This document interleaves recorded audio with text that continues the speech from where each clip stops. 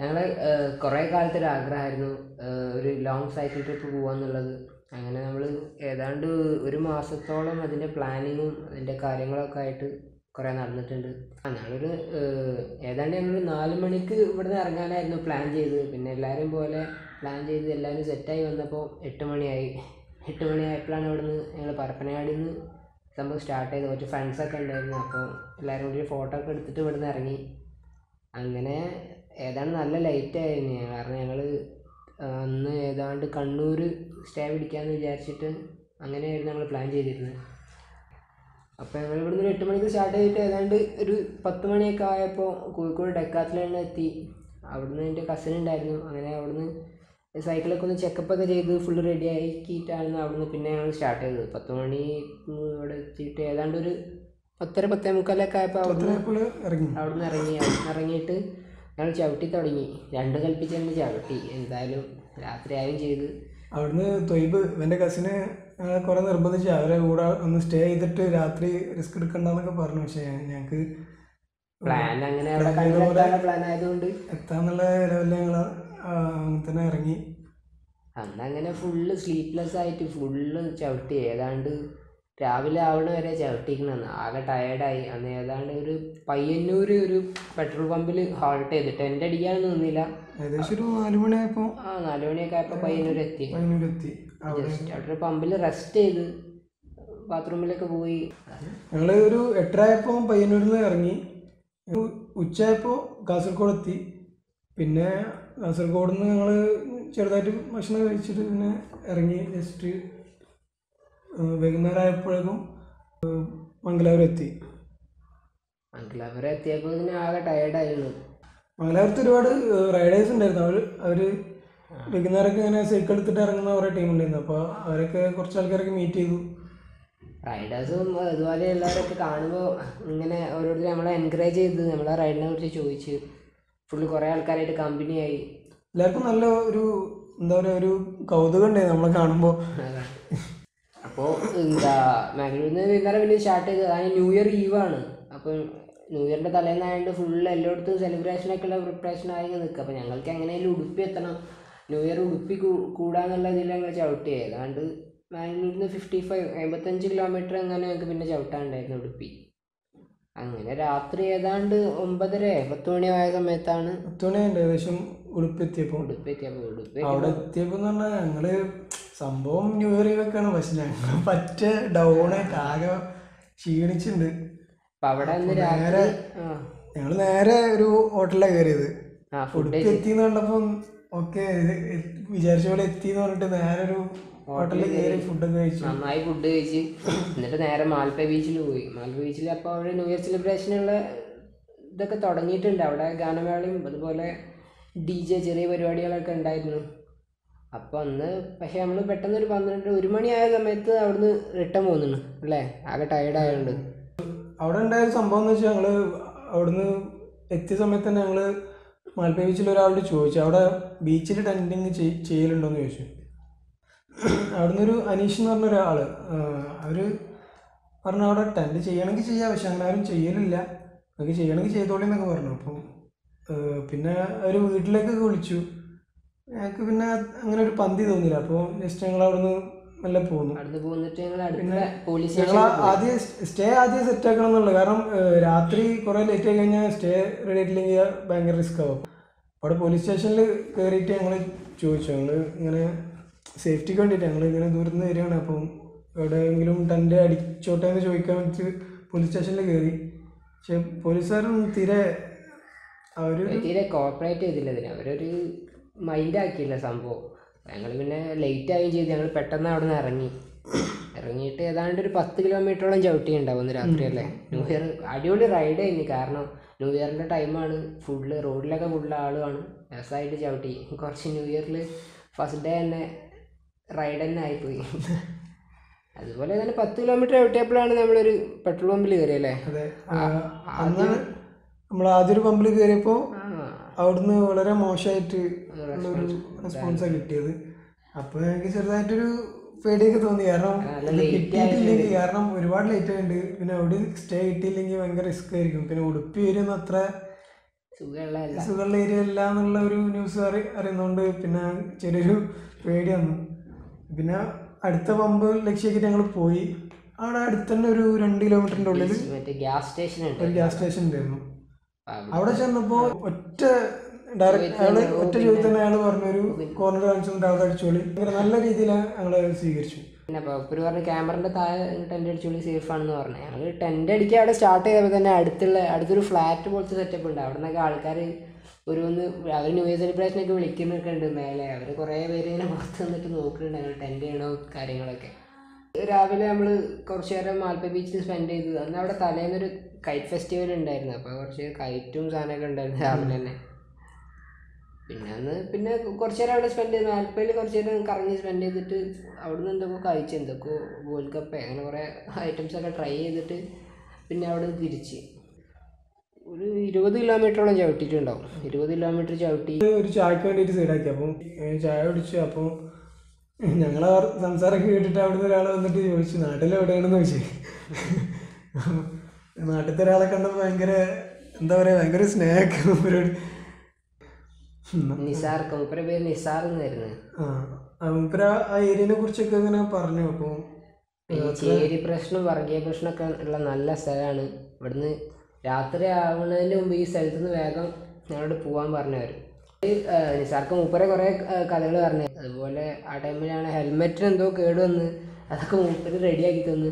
പിന്നെ ഞങ്ങൾ ഏതാണ്ട് ഒരു 11 വരെ ചവിട്ടി. അവിടെ എന്ന് പറഞ്ഞാൽ ഒഴിഞ്ഞ സ്ഥലമാണ്, വെറും ഹൈവേ റോഡ് മാത്രമുണ്ട്, സൈഡിൽ വീടില്ല, ഒന്നുമില്ല.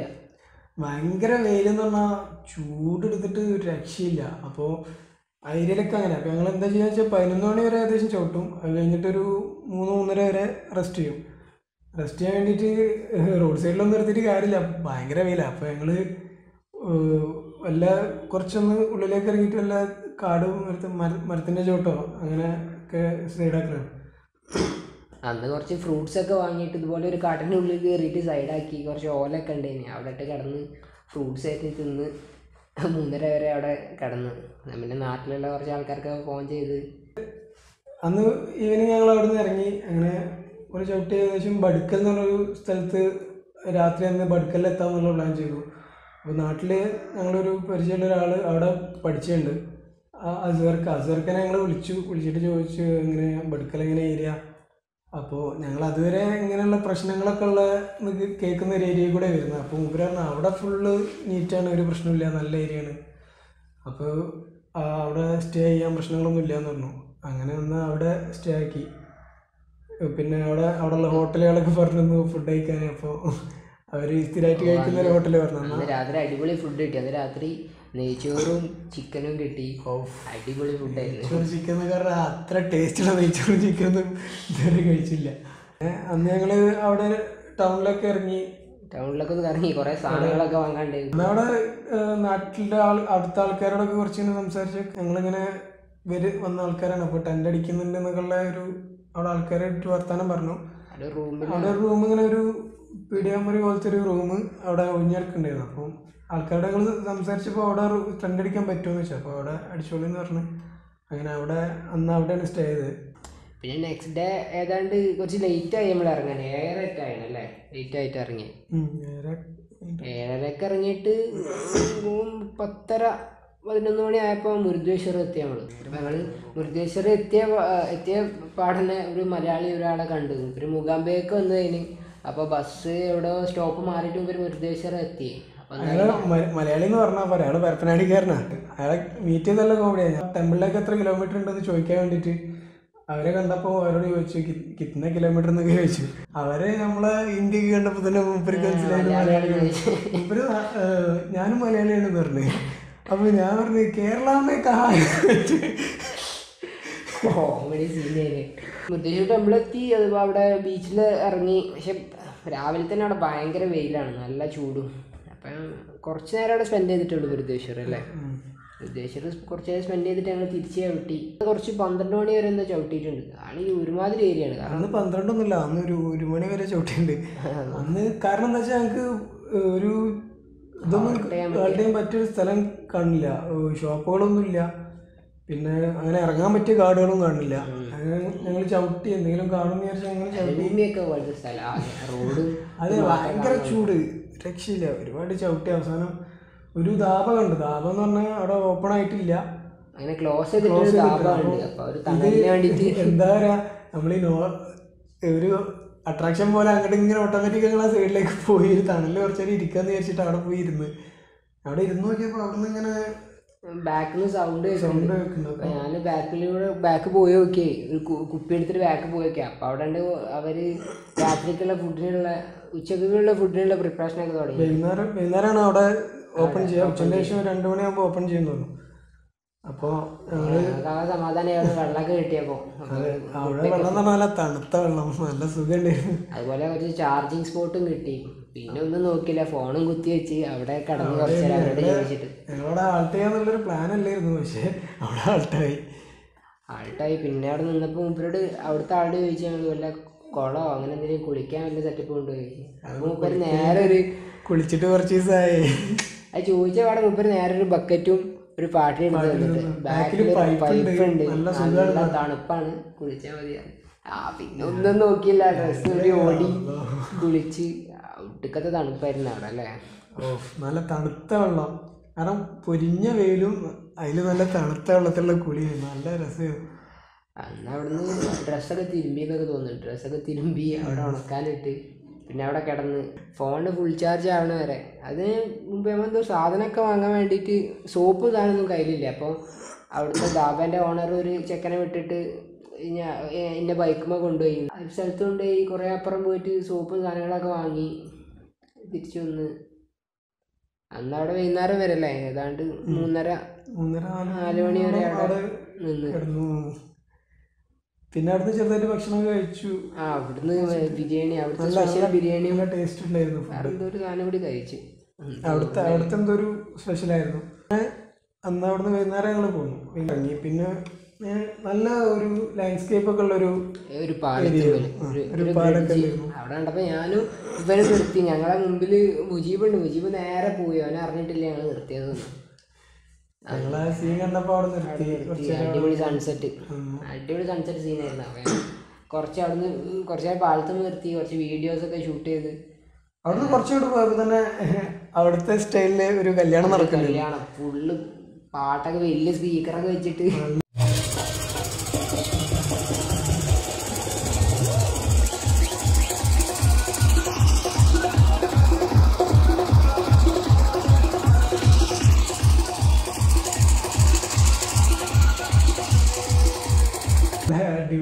അവരെ കൂടെ സ്പെൻഡ് ചെയ്ത് കുറച്ച് നേരം വലിയ ഡാൻസ് ഒക്കെ കളിച്ച്. പിന്നെ അവര് ഞങ്ങള് ഫുഡിനൊക്കെ ഇൻവൈറ്റ് ചെയ്തു. പക്ഷെ ഞങ്ങൾക്ക് പിന്നെ ഇരുട്ടാൻ പറ്റില്ലല്ലോ, അതുകൊണ്ട് ഞങ്ങള് ടൈമില്ലെന്ന് പോകുന്നു. അങ്ങനെ ഒന്ന് രാത്രി ഒരു റൈഡ് ചെയ്ത് ഏകദേശം കുംട്ട എന്ന് പറഞ്ഞൊരു സ്ഥലത്തി. കുംട്ട എത്തി. അവിടെ മാർക്കറ്റ് കണ്ടു. അപ്പം അവിടുന്ന് ഞങ്ങൾ ജസ്റ്റ് കുറച്ച് ഫ്രൂട്ട്സ് ഒക്കെ വാങ്ങി. അങ്ങനെ പിന്നെ അവിടുന്ന് തിരിച്ചു. രാത്രി നല്ല ഇരുട്ടും ചെയ്ത്, ചുറ്റും കാടാണ്. പെട്ടെന്നാണ് ഇവൻ്റെ സൈക്കിളിൻ്റെ ബ്രേക്കിൽ മറ്റേ ലഗേജ് കിട്ടിയ കയറ് കുടുങ്ങിയിട്ട് സൈക്കിളാണ് സ്റ്റക്കായി. കയറ് ഉള്ളിൽ കുടുങ്ങുകയും ചെയ്ത്. ചുറ്റും നോക്കിയിട്ട് ഒന്നും കാണാനും ഇല്ല. ആകെ കാണുന്ന സൈക്കിളിൻ്റെ ലൈറ്റ് മാത്രം കാണാം. സൈക്കിളിൻ്റെ ലൈറ്റ് മാത്രം കാണുള്ളൂ. ആകെ പെട്ടെന്ന് പറഞ്ഞാൽ ഫുഡ് കഴിച്ചിട്ടില്ല അന്ന് ആ ഉച്ച സമയത്ത് കഴിച്ച ഫുഡാണ്. സിറ്റുവേഷൻ എന്ന് വെച്ചാൽ ഞങ്ങൾക്ക് ഏകദേശം കുറെ റൈഡ് ചെയ്തിട്ട് ഇനിയിപ്പോ മതി നിർത്താന്നുള്ളൊരു മടുപ്പ് ഇങ്ങനെ വരുന്ന സമയത്താണ് ഈ പണി കിട്ടുന്നത്. ഹോൾട്ട് അടിച്ചൊരു സ്ഥലവും കാണില്ല, ഫുള്ള് കാടാണ്. കാട്ടില് ഹോൾട്ട് അടിക്കുന്ന വലിയ സുഖമുള്ള പരിപാടി ആവില്ല. കുടുങ്ങി കുറേ നേരം അതിന് കഷ്ടപ്പെട്ടിരുന്നു. സൈക്കിള് കുറേ കഴിഞ്ഞിട്ട് റെഡി ആയി. ഏതാണ്ട് 1 മണിക്കൂറോളം അത് റെഡി ആക്കണ്ടായിരുന്നു. കാരണം ലൈറ്റ് ഒന്നും ഇല്ല. ഒരാൾ ഫോണിൽ ലൈറ്റ് ഫ്ലാഷ് അടിക്കുക, ഒരാൾ ബാക്കിൽ നിന്ന് വണ്ടി എന്തെങ്കിലും വരുന്നുണ്ടോ നോക്കണം, ടൂൾ കിറ്റ് എടുക്കണം, കുറേ റിസ്ക് എടുത്തിരുന്നു. അങ്ങനെ റെഡി ആയി. 1 മണിക്കൂർ റെഡി ആയി തോന്നുന്നുണ്ട്. ഏതാണ്ട് 10 മണി ആയെന്ന് തോന്നുന്നുണ്ട്. 10 മണിയൊക്കെ ആയിരുന്നു. പിന്നെ സ്റ്റേ അടിക്കാൻ സ്ഥലമില്ല, ആളില്ലാത്ത ഏരിയ. അങ്ങനെ പോവുക. എല്ലാവരും ആകെ പേടിച്ച്, 3 ആൾ പേടിച്ച്. അവിടെ ഒരു പമ്പ് ഉണ്ട്, ഒരു പമ്പിൻ്റെ അടുത്തൊരു പെട്ടിപ്പീടി ഉണ്ട്. ഈ മിർജ എന്ന് പറഞ്ഞൊരു ടൗൺ ഉണ്ട്, എത്തുന്നതിൻ്റെ കുറച്ച് മുമ്പാണ്. ഞങ്ങളവിടെ ചോദിച്ചു. ഇനി അവിടെ ഞങ്ങൾക്ക് കണ്ടിട്ട് ഒരു സ്റ്റേ അടിക്കാൻ പറ്റിയൊരു സ്ഥലം വരെ തോന്നില്ല. കാരണം ആ പമ്പ് മാത്രമേ ഉള്ളൂ. ആ പമ്പ് ഒരു ചെറിയ പെട്ടിപ്പീടിയ മാത്രമേ ഉള്ളൂ. അവിടെ ഇനി ഏതാ ടൗൺ ഏതാ വരുന്നതെന്ന് ചോദിക്കാന്ന് വെച്ചാൽ അങ്ങോട്ട് പോയിരുന്നു. പോകുമ്പോൾ സൈഡിലൊരു ടെമ്പോ ട്രാവലർ നിർത്തിയിട്ടുണ്ട്. അതിൻ്റെ സൈഡിൽ കൂടെ ഇങ്ങനെ പോകുമ്പോൾ ഫുള്ള് മലയാളത്തിൽ വർത്താനമുണ്ട്. പടച്ചവനെ നാട്ടുകാരാണല്ലോ എന്ന് വിചാരിച്ചിങ്ങനെ നോക്കിയതാ. അപ്പോൾ ഒരു ടീം ഫുള്ള് ആലപ്പുഴ നിന്നൊരു ടീം, ആലപ്പുഴ മോനേട്ടൻ എന്ന് പറഞ്ഞ ഏട്ടനും പിന്നെ വേറെ 10 പേരെങ്ങാനും ഉണ്ട്. 12 പേരുണ്ടാവും. നേരെ നാട്ടിൽ നിന്നാണെന്ന് പറഞ്ഞപ്പോൾ നേരെ ഒറ്റ ചോദ്യം, കുറച്ച് വെയിറ്റ് ആണ്, ഈ കഞ്ഞിയും മീനും ഉണ്ട് വേണമെന്ന് ചോദിച്ചു. നല്ല സുഭിക്ഷയായിട്ട് കഴിക്കാന്ന് പറഞ്ഞു. പടച്ചോനെ ആ ചോദ്യത്തിൽ തന്നെ ഒരു ടേസ്റ്റ് ഉണ്ടായിരുന്നു. പിന്നെ ഒന്നും നോക്കില്ല, അന്ന് അവിടെ എവിടെയെങ്കിലും ആട്ടടിക്കാന്നുള്ളതിൽ അവരപ്പം കൂടി കുറച്ച് നേരം. അങ്ങനെ പിന്നെ ഞങ്ങൾ അവിടെ തന്നെ ആ പമ്പിൽ തന്നെ അവിടെ പമ്പിലല്ല, പമ്പിന്റെ കുറച്ച് ബാക്കിലായിട്ടൊരു ഒരു ഒഴിഞ്ഞ സ്ഥലമുണ്ട്, അവിടെ ടെന്റ് അടിച്ചു. ഇവരുടെ ഫുഡും കഴിച്ച് നല്ല കഞ്ഞിയും മീൻ പൊരിച്ചു. അടിപൊളി. അതിലാണെങ്കിൽ ആ ടീമിൽ കുറച്ച് പേരൊക്കെ വെള്ളത്തിലാണ്. അവരെ കോമഡി ഫുള്ള് കോമഡി തന്നെ അവരെ പന്തിനായി. നല്ല കോമഡി വർത്താനങ്ങളൊക്കെ ഉണ്ടായിരുന്നു. അന്ന് രാവിലെ ഞങ്ങൾ അവിടുന്ന് ഇങ്ങനെ നോക്കി. കാരണം ഞങ്ങളെ ഫസ്റ്റ് ഡെസ്റ്റിനേഷൻ ഗോകർണയായിരുന്നു. ഗോകർണയ്ക്ക് കുറച്ചുകൂടെ ഉള്ളായിരുന്നു. ഗോകർണ അടുത്തായതുകൊണ്ട് ഞങ്ങൾ രാവിലെ തന്നെ നേരത്തെ കഴിച്ചിട്ട്, കാരണം ഉച്ചയാണതിന് മുമ്പ് തന്നെ എത്താന്നുള്ളൊരു പ്ലാനിൽ ഞങ്ങൾ വേഗം ടെൻ്റൊക്കെ മടക്കി എല്ലാം പാക്ക് ചെയ്ത് ഫുള്ള് പാക്ക് ചെയ്ത് വേഗം അന്നേരത്ത് വേഗം എണീച്ച് നമ്മൾ ചവിട്ടി അന്നില്ല പോയിട്ടുണ്ട്. പിന്നെ നേരത്തെ 11:30 ഒക്കെ ആയപ്പോൾ ഗോകർണ എത്തി. ഗോകർണ എത്തിയ ശരിയായ വൈബ് ആയി. ഗോകർണ കണ്ടപ്പോൾ തന്നെ ത്രില്ലായി. അന്നാണ് ഈ ഗോകർണ, അന്ന് മാർക്കറ്റിന്റെ ദിവസമാണ് ഗോകർണ. അവിടുന്ന് നമ്മൾ കുറച്ച് സാധനങ്ങളൊക്കെ വാങ്ങി. ഞങ്ങൾക്ക് ഉണ്ടായൊരു വേറൊരു കോയിൻസിഡൻസ് ആണ്, ഞങ്ങൾ പോണ ഒരുവിധം ടൗണിലൊക്കെ മാർക്കറ്റിന്റെ ഡേയിലാണ്, കറക്റ്റ് ആ ഡേയിലാണ് ഞങ്ങൾ 3 സ്ഥലത്ത് അങ്ങനെ മാർക്കറ്റ് കിട്ടിയിട്ടുണ്ട്. അതായത് കുംട്ടയില്, അതുപോലെ ഗോകർണ, അതുപോലെ ഏതാണ് ഗോവയില് ഒരു സ്ഥലം, ഗോവയില് കങ്കോണ എന്ന് പറഞ്ഞ സ്ഥലത്ത് 3 ഡേയിലും മാർക്കറ്റ് എന്ന് പറഞ്ഞാൽ ഇവിടെയൊക്കെ മാർക്കറ്റിന്റെ പ്രത്യേകത എന്താ വെച്ചാൽ നമ്മൾ മലയാളി അല്ല, അവിടുത്തെ ആളുകളെക്കാൾ ഇംഗ്ലീഷുകാരാണ് മാർക്കറ്റിലുള്ളത്. കൂടുതൽ ഇംഗ്ലീഷുകാരുള്ളത്. ചെറിയൊരു പാത്രം ഉണ്ടായിരുന്നു കയ്യിൽ. കാരണം അതുവരെ ചായ ഉണ്ടാക്കാന്നുള്ള പ്ലാനിലെടുത്ത പാത്രമായിരുന്നു. ചായ മാത്രമേ അതുവരെ ഉണ്ടാക്കിയിട്ടുള്ളൂ. അപ്പോൾ ഞങ്ങൾ അന്ന് എന്തെങ്കിലും ഉണ്ടാക്കിയാലോ, മാഗി ഉണ്ടാക്കാന്നുള്ളൊരു പ്ലാനിൽ നിന്നപ്പോൾ അതിൽ മാഗി ഉണ്ടാക്കിയാൽ 3 ആൾക്ക് ഉണ്ടാവില്ല. അപ്പോൾ ഞങ്ങൾ അവിടുന്ന് മാർക്കറ്റിൽ പാത്രം വാങ്ങി. അങ്ങനെ പാത്രം വാങ്ങിയിട്ട് കയറാൻ തുടങ്ങി. ചെറിയ ട്രക്ക് മാതിരിയാണ് ഗോകർണ എന്ന് പറഞ്ഞാൽ. ഏതാണ്ട് 8 ബീച്ച് എങ്ങാനും ഉണ്ട്. അപ്പോൾ ഞങ്ങൾ അവിടുത്തെ ഫസ്റ്റിൽ അവിടുത്തെ സാധാ ഒരു ബീച്ച് ഉണ്ട്. ഫസ്റ്റിലൊരു മെയിൻ ബീച്ച് എന്ന് പറഞ്ഞിട്ടൊരു ബീച്ച് ഉണ്ട്. അവിടെ പോയി അത് സാധാ നമ്മുടെ ഇവിടുത്തെ ബീച്ചൊക്കെ മാറിയുണ്ട്. അപ്പോൾ അവിടെ പോയിട്ട് നേരെ പിന്നെ നമ്മൾ കുഡ്ല ബീച്ച് പോകാൻ വേണ്ടിയിട്ട് നമ്മൾ സൈക്കിൾ ചവിട്ടി തുടങ്ങി. അതായത് അവിടുത്തെ മാർക്കറ്റൊക്കെ വിസിറ്റ് ചെയ്ത് ഫുള്ള് ഇംഗ്ലീഷ്. അവിടെ ഫുള്ള് കോമഡി എന്താ വെച്ചാൽ ഇംഗ്ലീഷുകാരായിട്ടാണ് ഞങ്ങളെ ഫോട്ടോ എടുക്കുന്നത്. സാധാരണ നമ്മൾ അവരെ ഫോട്ടോ എടുക്കുക, ഇത് ഇവരെ നമ്മളെ ഫോട്ടോ എടുക്കുന്നത് കോമഡി. അവിടുന്ന് പിന്നെ മറ്റേ പലാസം വരത്തെ പാൻറ്റൊക്കെ വാങ്ങി ഒരു വൈബായി ആലിബാബ എങ്ങനെ എന്തൊരു സാധനം. പിന്നെ നമ്മൾ പോകണമെങ്കിൽ അവിടുത്തെ ഹോസ്റ്റൽ വിസിറ്റ് ചെയ്ത് നമ്മൾ ഹോസ്റ്റലിൽ സ്റ്റേ അടിക്കാമെന്ന് വിചാരിച്ചു. കാരണം ഹോസ്റ്റലിൻ്റെ എക്സ്പീരിയൻസ് അടിപൊളിയാണല്ലോ. അപ്പം അന്ന് അവിടെ സ്റ്റേ അടിക്കാതെ വെച്ചാൽ അവിടെ പോയപ്പോൾ അവിടെ ഫുള്ളാണെന്ന്. അവിടെ അതെ, ഒരു 4 ദിവസം കഴിഞ്ഞിട്ട് ഇനി റൂം ഉണ്ടാവുള്ളൂ എന്ന് പറഞ്ഞു. അങ്ങനെ ഞങ്ങൾ അവിടുത്തെ ഹോസ്റ്റലിലത്തെ കഫേയിൽ കയറി ആൾക്കാരൊക്കെ പരിചയപ്പെട്ട്, അവിടെ ഒരു യശ് എന്ന് പറഞ്ഞൊരു ആളുണ്ടായിരുന്നു, അതൊക്കെ പരിചയപ്പെട്ട്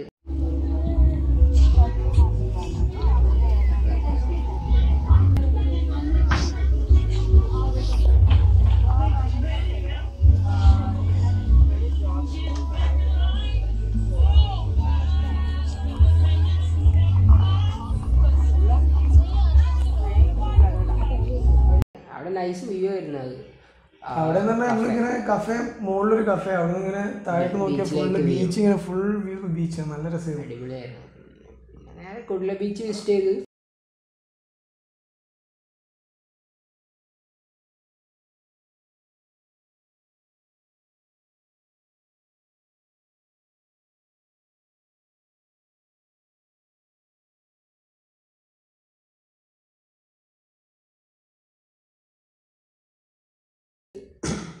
പിന്നെ ഓം ബീച്ച് പോയി.